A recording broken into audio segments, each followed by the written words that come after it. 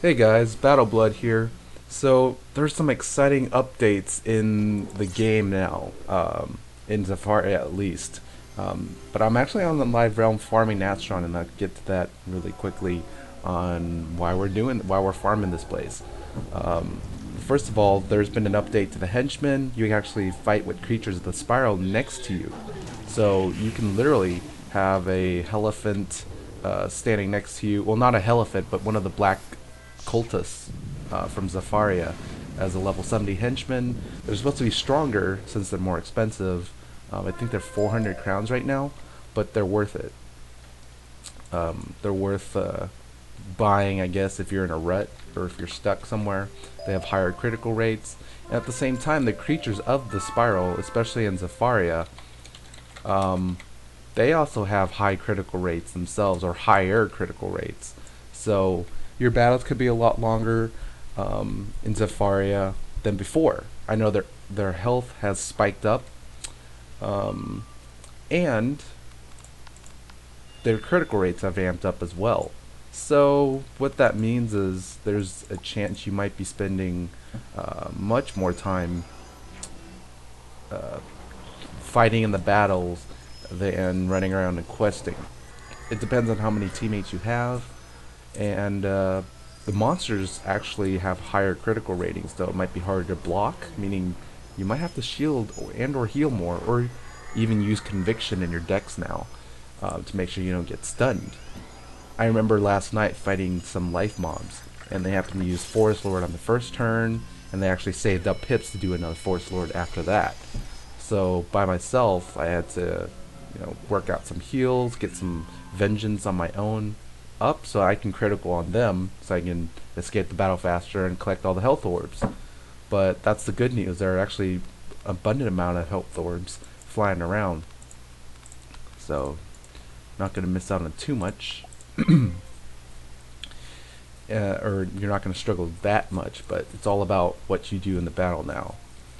Um, and let's see. I don't know what the bosses have changed, but I'll later do a vlog on that when I get the chance. As for now, pet feeding has also been tweaked a little bit as well. Um, in addition to some spells that have been amped up or nerfed, there's the Sirens, which has been nerfed. It went from 900 damage or 900 something down to 800 something. Uh, Dr. Katzenstein's monster has been renamed, or maybe it's always been that way. I didn't really pay attention, but it's called Dr. Vaughn's monster. That's VON, and it actually it does a lifesteal still, but now it's buffed so that it adds a 25% infection on the target. And I believe, let's see, one of Chimera has been added about 30 damage per head, so it's an increase of 90. But it still does, they basically just amped up the damage. They didn't really add any other special effects, which is a little disappointing for some balanced wizards. Um, kind of wish that maybe some of the heads would give like a small DOT, that does 90 damage per round to help get rid of shields. Of one spiritual school, maybe life or myth even. Um, I mean, we were just kind of hoping for that, but since that since that didn't take, we won't be seeing that anytime soon. So that's it for the spell updates. Now for the pet feeding, and partly the reason why I'm in Nastron is because they've, I think Kingsisle has expanded the window to what items can give XP. So, to follow up from the last vlog where I said that, it's based on Halloween crowns items, or at least based on crowns items. Now you can actually feed auctionable items. Last night what I did, I went into the bazaar and I bought a bunch of level 1 or level 0 amulets, that gave Fire Cat, for example. And I started feeding my character a bunch of those, or I mean feeding my pet at least. Feeding my pet a bunch of those, and I've actually received 1 XP here and 1 XP there, and most of the time it's gold, but that you're getting experience out of this. Now that's not profitable if you're looking to make money or looking to make gold at least, because you're losing. I mean, if you're purchasing an amulet for 38 but only receiving 2, per amulet, it's really not a good investment for gold. Unless you're really risky and unless you have a lot of items to spare. So my strategy is to collect as many non-auction items as possible and feed it to your pets. Now here's a cool thing. There's no difference between feeding your pet an item and getting gold for that than if you sold it to a no auction vendor. For example, the seamstress is a no auction vendor, and any of the vendor shops are no auction vendors. Whether I sell those items to the vendors or feed it to my pet and get gold, there's no difference in that value. I'll still be getting the same.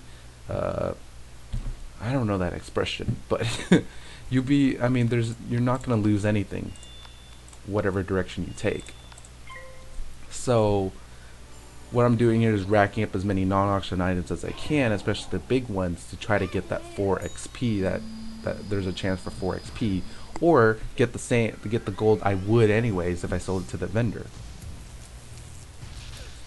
So that's one of the cool things. Again, if you can plant as many pink dandelions or king parsley or silver trumpet vines, any of those plants that tend to give their own seeds at mature or even elder.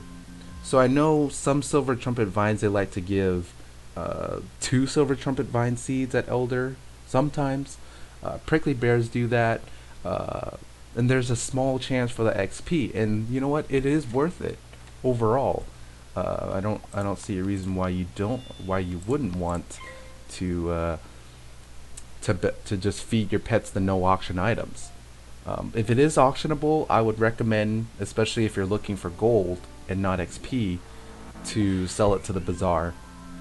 Eventually maybe you can buy some other items to try to get you some XP, but for auctioned items or auctionable items, yeah, continue selling to the bazaar.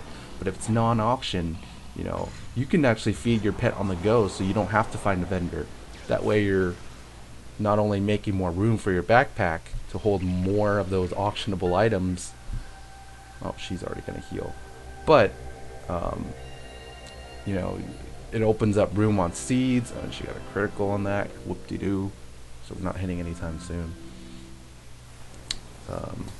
So that's that. And if you want to look at the results yourself, you can go to tinyurl.com/petgnome-feed results, or you can go to petgnome.com, click on that picture that's on the intro picture, and on the very top on the front page you should see some links that are highlighted in some funky colors. And if you go to the second link or the middle link, the one called results, you will be taken to a spreadsheet which collected a bunch of data from contributors from all over the spiral. And if you scroll down, because what I've done is I've highlighted some of the old results. Let's see. I've highlighted the old results, which are the submissions that came in before this patch or before this test realm update. So I've made those light blue so it's hard to see on purpose, so that way you can scroll all the way down and find the first new entries, which are ones that I've had from last night or sent in last night myself. So those are black text, they're solid, and they'll actually give more accurate info pertaining to the test room of today. So check that out if you like to see it for yourself and see what items are giving XP now. But I think they've also opened that up. And if you look at the test room update notes on the official site, you can see that they've crossed out the word sometimes and written in occasionally. So who knows? I mean, I think they've tweaked up a lot of things, that's for sure. So hope you enjoyed this video. Subscribe or like and or comment if you have any questions, or if you want me to research some other things. in the test realm. Uh, and hope to see you guys in this battle, and hope you enjoy your day. So, peace out.